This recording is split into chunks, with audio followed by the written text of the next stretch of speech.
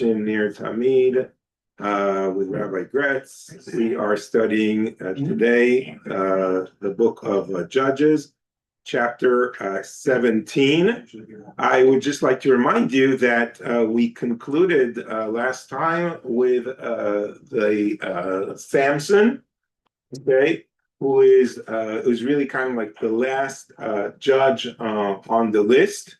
And the stories we're going to read now until the end of the book of Judges are kind of like later editions, things that happened during the time before Samson, but were only recorded later on for different reasons, which we'll talk about. So here's a list of how many judges, how many years each judge ruled. For example, right? Is it too small? No, yes. Oh, okay. And it looks like it's upside down to me. It's good. Okay, this is a little bit better. So we have like 8 years, Kushan, okay, 40 years, Othniel, 18 years of being subjected to Ammon and Amalek, 80 years of quiet after the judge Ehud. We do not have the number of years after the judge Shamgar. 20 years being subjected to Chatzor, the king of the Canaanites. And 40 years after Deborah ruled. Then 7 years of being subjected to Midian. 40 years when Gideon was the judge. Then 3 years his son Avimelech, you might remember him. Then there were these judges that were mentioned very quickly, just maybe a verse or two for each one of them. 23 years for Tolah, 22 years for Yair, then 18 years being subjected to the Philistines and Ammon.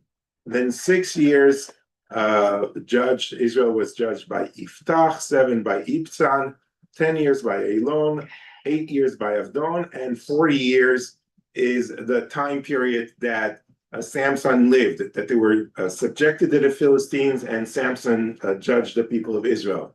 So the majority of the time, and it's altogether a total of 390 years, with a bit more that we don't know how many years Shamgar was around. So we have, let's say, a 400-year period.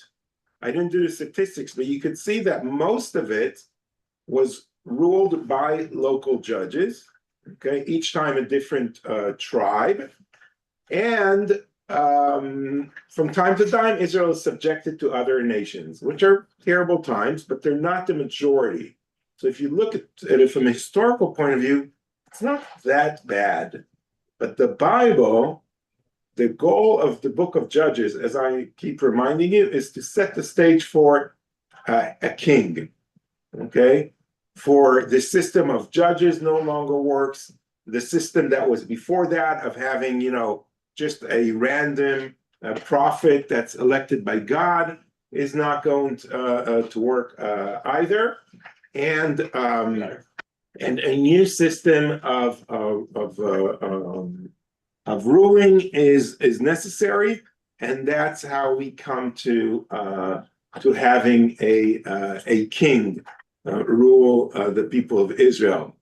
But it's just interesting to see from a perspective point of view, each judge, how many years they ruled, that it's been pretty quiet, and most of it was ruled by Israeli judges that ruled the people of Israel, and they were not subjected to foreign nations. I hope that's like kind of like clear. Rabbi, are we supposed to be able to see it on Zoom? At least I'm not. Maybe everybody else is. Oh, hold on. That's not good. Yeah, you're always supposed to see it on Zoom. And thank you for telling me that. You should have told me even earlier, because then I didn't want to interrupt. Yeah, but I want it to be on the recording, so feel free to interrupt me. The moment you don't see anything on Zoom, I want to make sure it's there. So here's that chart that I was talking about. So now people on Zoom could also see it, and you can see that 400 years, from around 400 years, the majority of time it was Israelite judges who were ruling. Okay. Rabbi, is there a difference in the Hebrew meaning between a judge and an elder of the tribe? Yeah, a judge is a shofet, okay, and that's a direct translation. Elder of the tribe is a zaken, like an elder person.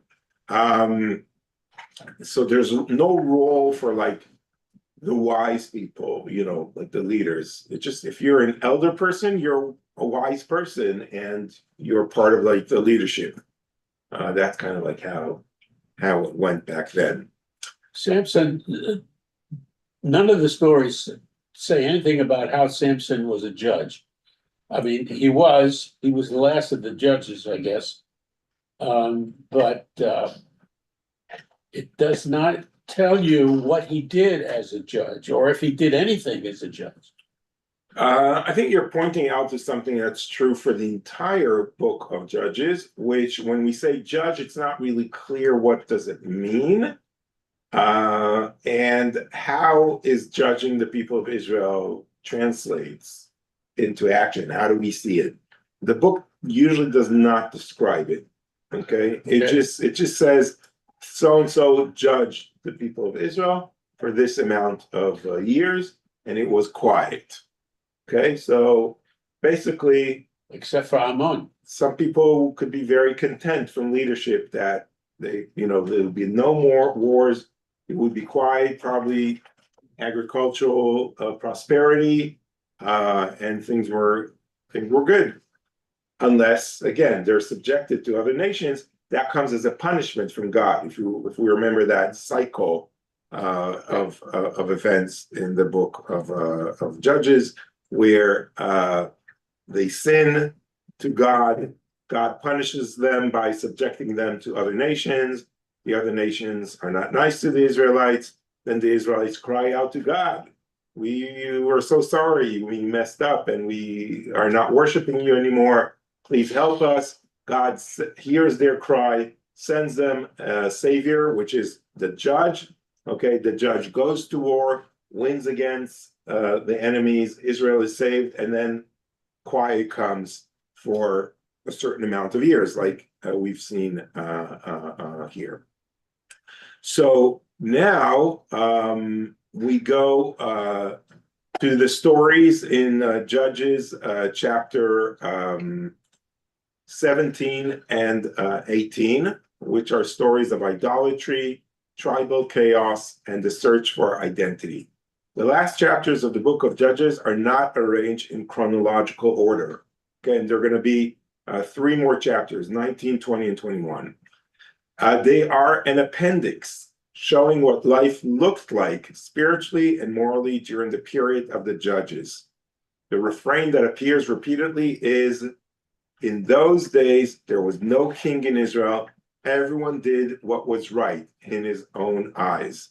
That sentence is really the theme of these chapters.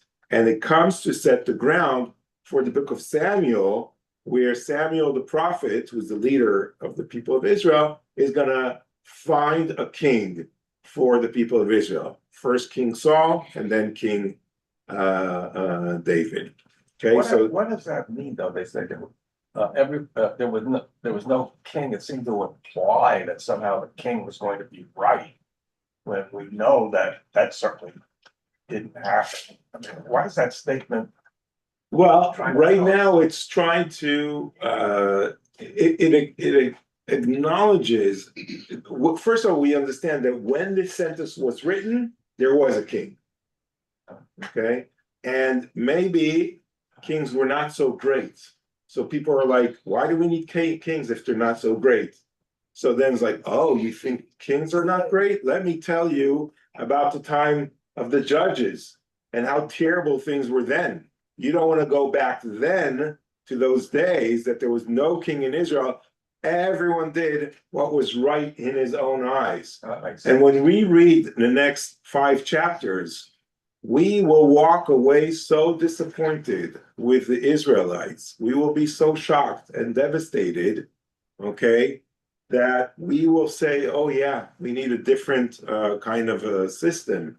we need a king, someone who will put order in the court, like enough is enough. That will be the feeling everyone will have after reading those 5 chapters of the book of Judges. So, without further ado, let's go. Can you see that? The text here, Sandra? A little bigger would be better. How about now? Yeah. A little darker. Too big? Yeah, I can see it. Okay, I'm old. but you can see it.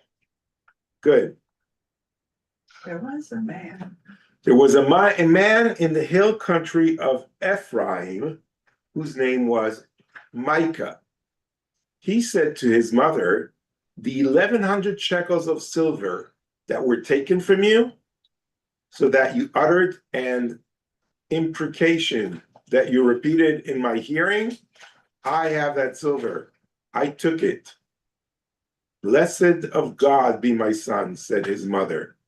Okay, so here is, right, if we said the point of these chapters is to show us the moral decay of the people of Israel, here we have a son, okay, robbing his mother, stealing money from his mother for an enormous amount. This is a lot of shekels of silver. And when they were taken away, she cursed. She made like an oath, like the person who took it, may they, this and this happen to them.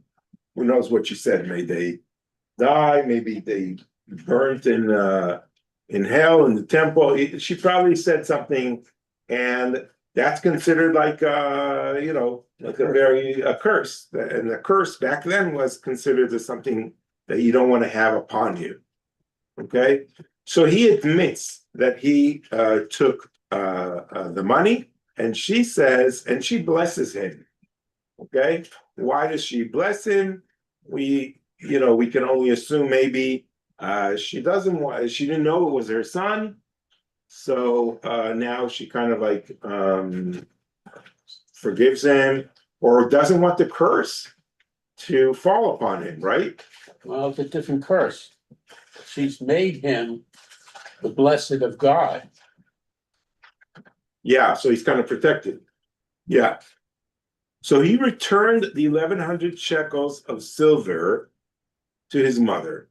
But his mother said, I herewith consecrate the silver to God, transmitting it to my son, transferring it to my son, to make a sculptured image and a molten image. I now return it to you. So when he gave the silver back to his mother took 200 shekels of silver and gave it to a smith. He made of it a sculptured image and a molded image, which were kept in the house of Micah. Okay, so they made these things of a sculptured image and a molded image, pesel u'masecha. If you remember the 10 Commandments, these are two things that it says, Lo ta'asu pesel u'masecha. You shall not do a sculptured image, sculptured image and a molten image. You may not do it, and here he is doing it. Things are not going to get any better, as I keep saying to you. And he keeps it in his house. Now this man Micah had a house of God.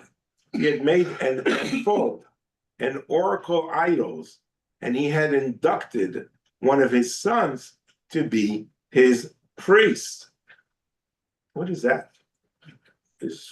What's going on? He has a house of God, like a private house of God, a private house of worship. It's like, who told you could do that? How could you do a house of God and worship? When the temple is right now in Shiloh, okay? What? Is the ephod the same thing as Aaron's Lord? So the ephod and the oracle idols They are the ones, that Aaron the priest wears on him, and it has all the names of Israel, and it has all these colors and everything. And from time to time, okay, and we will see it later on, especially in the book of Samuel, etc. You go to the high priest when you have a question to God. You ask the priest who's wearing the ephod. He gets the answer from God and transmits it.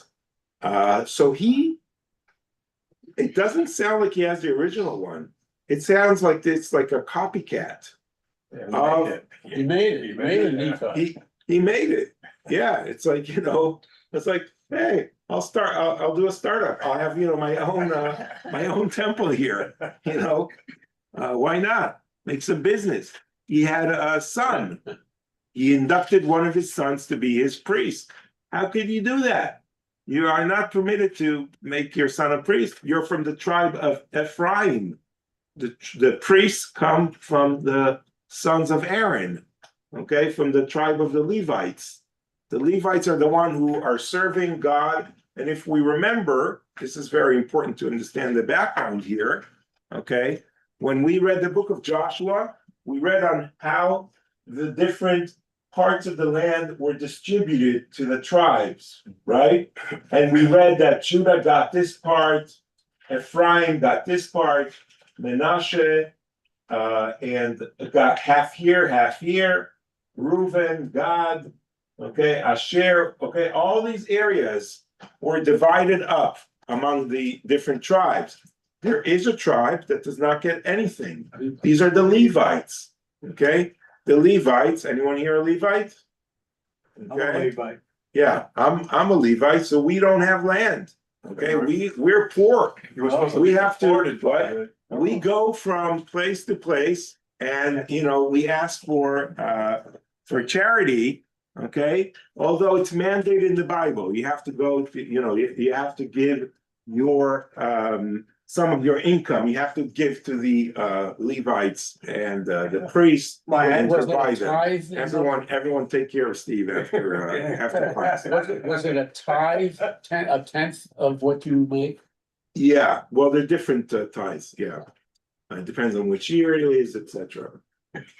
So, I'm impressed. you cannot make you cannot make your son a priest. That does not go. So he's like every possible rule to break, he is breaking.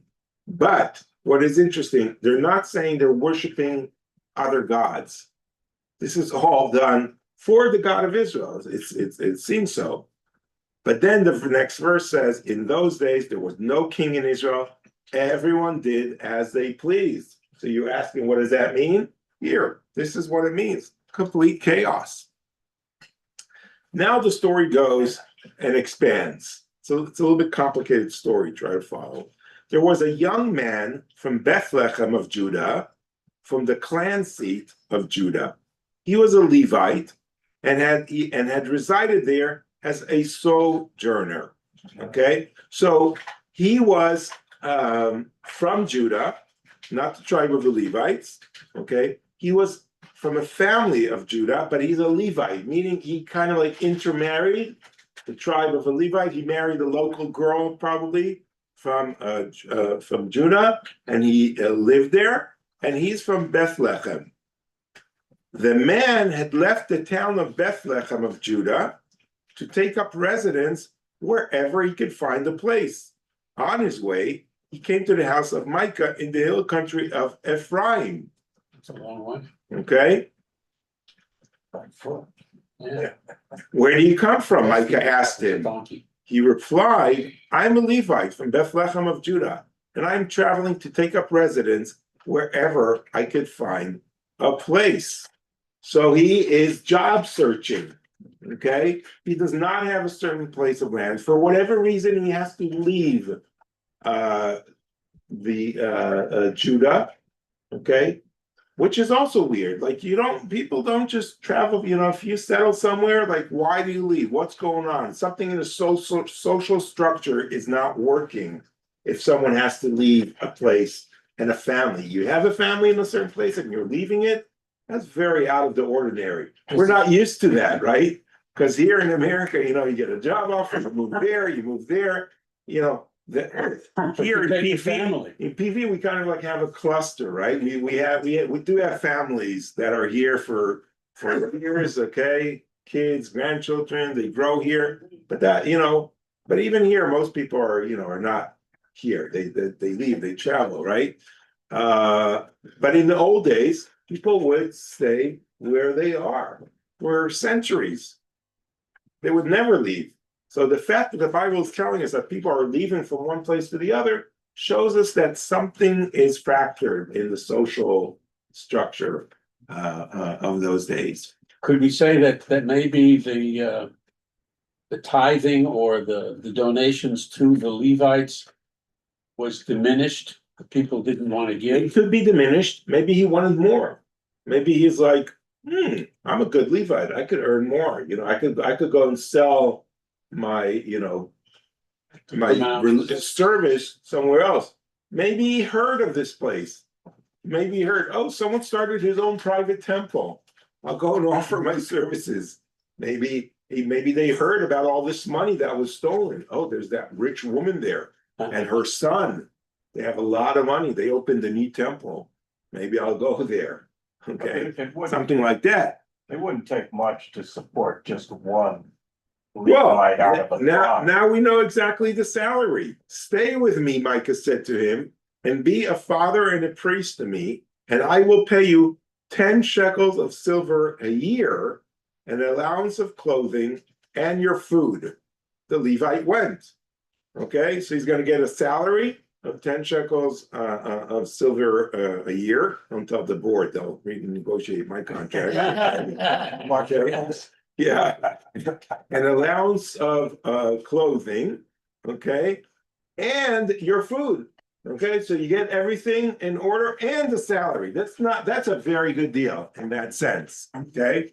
And it gives him the status, and maybe he was just a boy somewhere and he didn't like the way he was treated there. Maybe he wanted to move up the ranks. Who knows? We can make up a whole story of why he moved.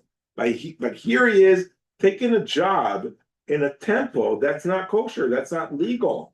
Okay, it's like he's joining the kind of like the crowd in doing the wrong thing. And it's all looks like just like a simple transaction, a simple financial transaction happening here. But we know how bad it is. Okay. And here's a very interesting verse. The Levite agreed to stay with the man, and the youth became like one of his own sons. Okay.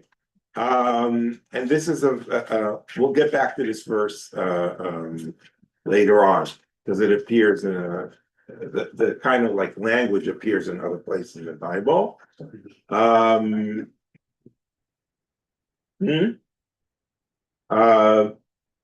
The Levite agreed to stay with the man, and the youth became like one of his own sons. So the guy is gonna stay there, and he was like a father to them. That's a strange leap. Was the youth the man, the young man who Micah? I think it's the son of Micah that he made a priest. He's now kind of like giving him the official blessing. He made him a priest, which he shouldn't have, but now he has an original Levite. So he's kind of like connecting. Oh, now I'm legit because I have like a real Levite here with my son who's like a priest. It's all distorted. Okay. Micah inducted the Levite, and the young man became his priest and remained in Micah's shrine. Okay. Maybe it was a kid from outside of that. I don't understand that leap. It's not clear, but I think it's Micah's son and the Levite. The Levite was also a young man, if you remember. Yes. Yeah, I'm thinking that he's Oh, I see. the Okay. Levite. is the young man. Yeah, but he also has his son that he made a priest, so it's not 100% clear. Now I know Micah told himself that God will make me prosper since the Levite has become my priest. Okay, so Micah is like, oh, I wasn't sure if I'm doing the right thing until now. I'm building a temple in a place I shouldn't be building it. I made these sculptures of God, which I don't know if I should have made. Okay, I stole money from my mother. The money that I stole now is being used for all these wrong things. Okay, I'm not sure I did the great thing, but suddenly a Levite appears in my house and I managed to hire him for work. Now I will prosper and everything will work well for me. So it's very a distorted way of thinking. The interesting thing is that the storyteller here doesn't tell us if this is a good thing or a wrong thing. If you notice, all the character judgments were made by me, and that one sentence of everyone did as they pleased. Okay, that's maybe our only indication that something's not right. But maybe it's not so bad. Who knows? It's not really clear from this story. But we have to kind of like use our mind and understand that something wrong is going on. And it might have to do with who this Levite is. Who is this Levite, the sojourn that goes from the house of Judah and comes all the way to the hill country of Ephraim? Did all of the tribes recognize that Shiloh was the place?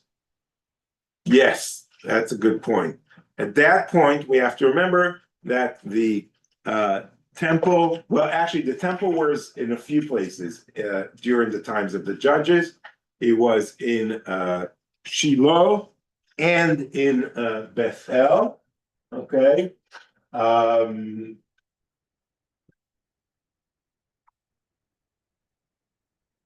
Here's Jerusalem. Of course, there's no temple here. Here's Bethlehem. This is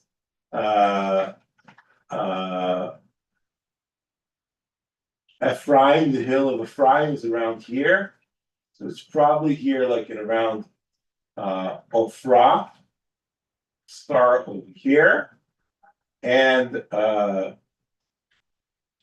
think you would do better if there was a map that you had online. yeah. That would probably be easier to read for everyone. Oh, okay.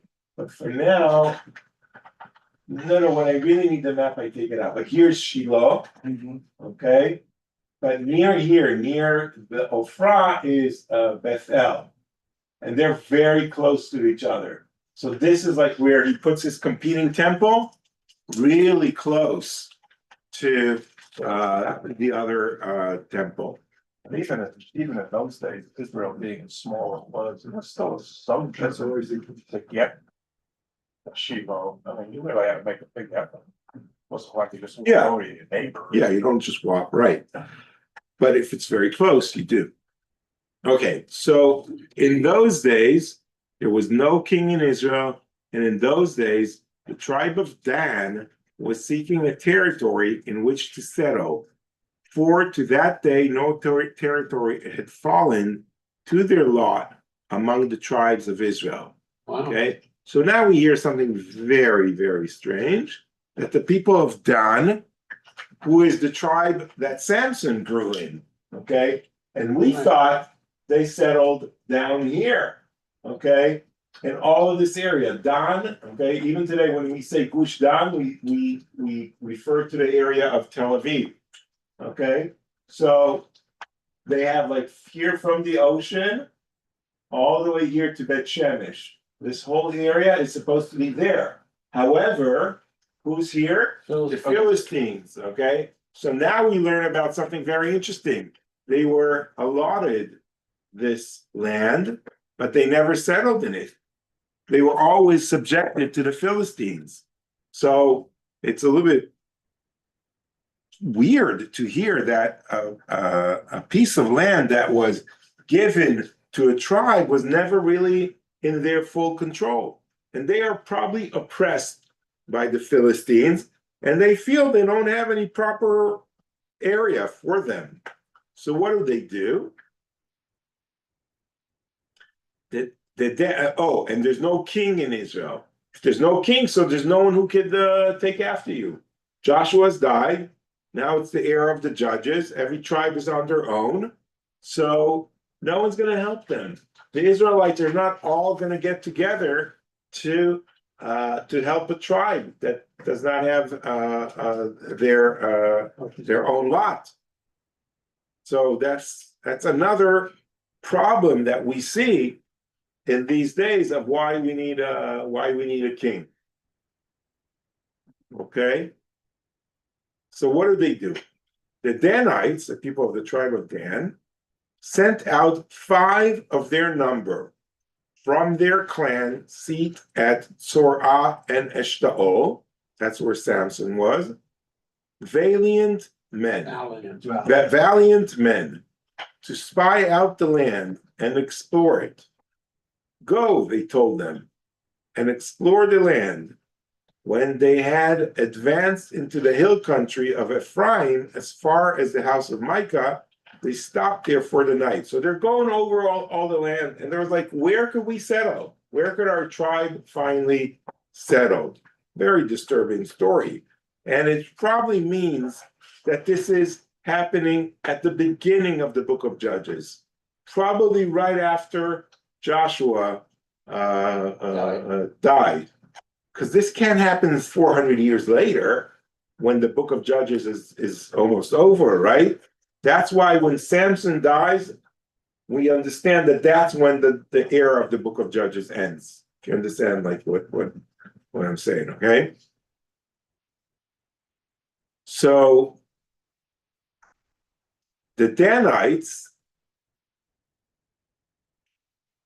so while in the vicinity of Micah's house, they recognized the speech of the young Levites. So they went over and asked him, who brought you to these parts? What are you doing in this place? What is your business here? Okay, so this is very interesting. So they get there, and apparently this young Levite is a well-known guy. People know about him. Maybe he's like a very charismatic speaker or Levite, and he gets the people, so he's famous. People know him. Can I have some more water, please? So he replied, thus and thus Micah did for me. He hired me, and I became his priest. So they said to him, please inquire of God. We would like to know if the mission on which we are going will be successful. So inquire God, meaning ask the ephod, ask the garment that is laid on him with all the 12 stones of the 12 tribes. They're in different colors. You ask it, it lights up. If you ever seen any of these movies, it lights up and the answer comes out. Okay, I don't know if that's exactly how it happened, but something like that happened. So they want to know, will we be successful? Ask God, which means press the button on the ephod. So he says, go in peace, the priest said to them. God views with favor the mission you are going on. It does not say that he asked the ephod. Usually we have a break where the priest is asked a question. He says, oh, let me ask God. Okay, he asks God, he gets the answer, and then he comes and delivers the answer. There's no pause here. He immediately tells them. Okay, so if I was cynical, I would say he's probably faking it. Okay, he's probably pretending that God told him this thing, right? If some people, ask me as a rabbi, what do you think God thinks about this and this? Okay, my immediate response is usually I don't know what God is like telling me, because I know people are asking me that because they want to know, because I'm a rabbi, I'm supposed to have like a direct line to God. I'm like, pick up the phones, like, oh, God told me this and this. I don't want to, okay? That's being a charlatan, Yeah. right? That's the right word, okay? I don't presume to have that, okay? Unless they have $1 million in hand, and then I do give them, oh, I'm being He's a con recorded. man, by the way. Joe, okay? But it's also, I mean, to some extent, it's also human nature to create the symbols around your religion, whether it's the ephod. I mean, just like in the sanctuary, we have a menorah. Right. That's, I think, just a human. Yeah, it's like when we hold the Torah, we feel its holiness, we feel its specialness. When we say the blessing, we hold the trees of life. We get that in a symbolic way. But God forbid, should we think that this is God itself? Okay, that's kind of like where we have to draw the line. God is something that's unseen, which is unknown, and it doesn't transform into material things. Okay, and what's wrong here is that everything here is about materialism. Okay, it's none of it is about the spirituality and the concept of God in this story. And he makes up this. I feel he's making up this this answer. Okay, go in peace. God views with favor the mission you are going on. Okay, so the 5 men went on and came to Laish. They observed the people in it dwelling carefree, after the manners of the Sidonians, a tranquil and unsuspecting people, with no one in the land to molest them, and with no hereditary ruler. Moreover, they were distant from the Sidonians and had no dealings with anybody. So these are just good people, not interfering anyone, living their life quietly.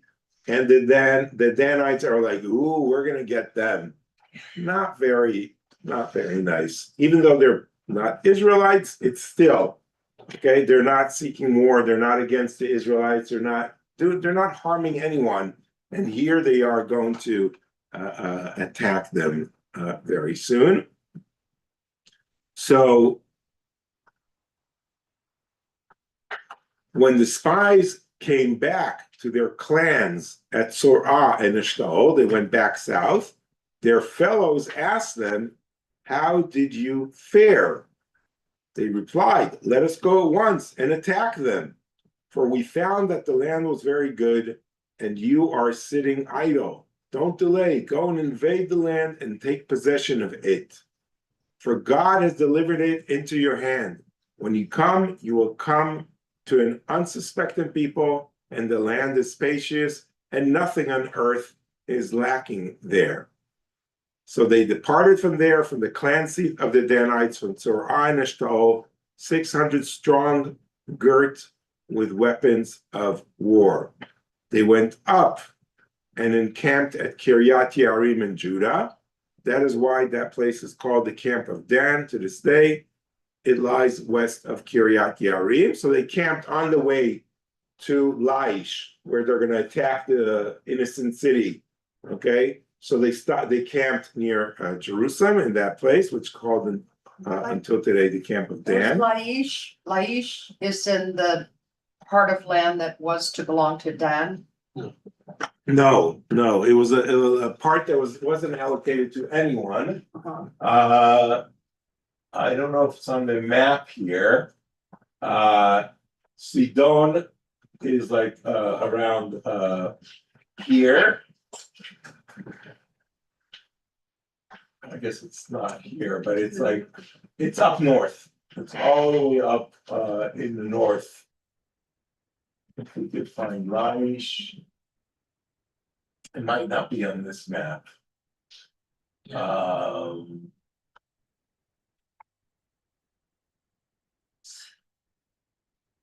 It's I think it's around here. Oh no, sorry. I'll have to find out afterwards, but it's up north for sure. It's not in this area here of. So they gotta travel through 33 different tribes. Yeah, yeah. We're going like to no man's land, basically. And from there, they passed on to the hill country of Ephraim and arrived at the house of Micah. So here now they come back to the house of Micah, to that famous Levite. Here the 5 men who had gone to spy out the Laish region remarked to their clans, do you know there's an ephod in these houses, and oracle idols, and a sculptured image, and a molten image? Now you know what you have to do. You gotta grab it, you gotta take it. So they turned off there and entered the home of the young Levite and Micah's house and greeted him. Hey, how are you doing? 600 Danites, girt with their weapons of war, stood at the entrance of the gate. So they're not here to greet and just say hello. Okay, what are they here to do? While the 5 who had gone to spy out the land went inside and took the sculptured image, the ephod, the oracle idols, and the molten image, the priest was standing at the entrance of the gate, and the 600 men girt with their weapons of war. Okay, so nothing friendly is happening here. They take all the stuff that's not there. And while the others entered Micah's house and took the sculptured image, the molten image, the ephod, and the oracle idols, the priest said to them, what are you doing? But they said to him, be quiet, put your hand on your mouth, come with us and be our father and priest. Would you rather be priest to one man's household or to be a priest to a tribe and a clan of Israel? Okay, we're offering you an upgrade in your promotion. Okay, why just be priest for one family here in Israel? You could be like a big priest for a whole tribe, the whole tribe of Dan. Like, that's like a big position. The priest was delighted. He took the ephod, the oracle idols, and the sculptured image, and he joined the people. Okay, they set out again, placing the children, the cattle, and their household goods in front. Okay, so they took everything, okay, because they're doing a relocation, and they had already gone some distance from Micah's house when Micah's neighbors mustered and caught up with the Danites.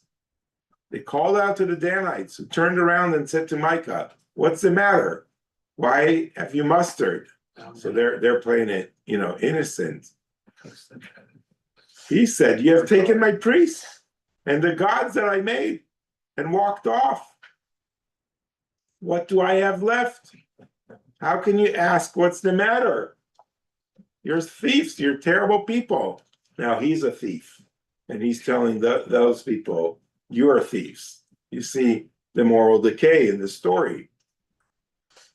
But the Danites replied, don't do any shouting at us, or some desperate party might attack you, and you and your family would lose your lives. Okay? This is how bad things were between the Israelites. They were willing to kill each other over these sculptured gods.